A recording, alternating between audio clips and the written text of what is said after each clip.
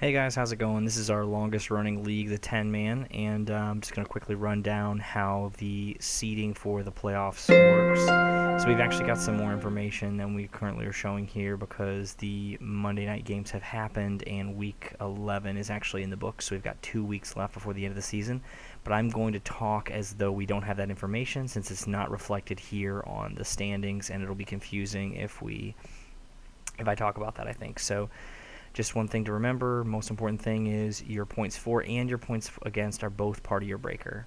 Now, if you have a draw, what's going to happen is your breakers are probably not going to matter because you're not going to tie with somebody else. Mike has a draw. I've got a draw. We drew earlier in the season. If you don't end up with the same record as someone else, your breakers won't matter, right? Because your record will determine if you're in front of them or not. So our 1 or 2 seed will be our 2 division winners, whoever they end up being. And then the next 4 teams with the best records will all go to the playoffs as well, with your tiebreaker being your points for plus your points against. So it'll be both the combination of those 2 things together. And so right now we've got a lot of teams that are still in it. I think that almost all the teams are still in it. I think LaFranc McGore and Money Making might be out of it at this stage, but anybody else could definitely still make the playoffs. And I think actually anybody else can still win the league. So pretty interesting. In any case, that's pretty much all the information we need for this one for right now, but it's been a pretty interesting year, and also feel free to get in touch. Each year in the 10-man I add one small rule, usually to the defense or kicker. If you have an interesting idea for a rule that I could add, which again is just going to actually be updating a scoring setting. So if you take a look actually at our scoring settings really quickly. So here are our scoring settings. Let me edit settings so we can actually look at them. We won't actually change anything. This is the wrong spot. Never mind. We're going to go to scoring settings. Okay. So for example, we have things like we get a point for every 20 passing yards. That wasn't always that way. That's the thing that we changed. We have 4-point passing touchdowns. We have 10 rushing yards. This is pretty standard right here for wide receivers. We also do get a point for every 20 return yards in this league, which is kind of weird.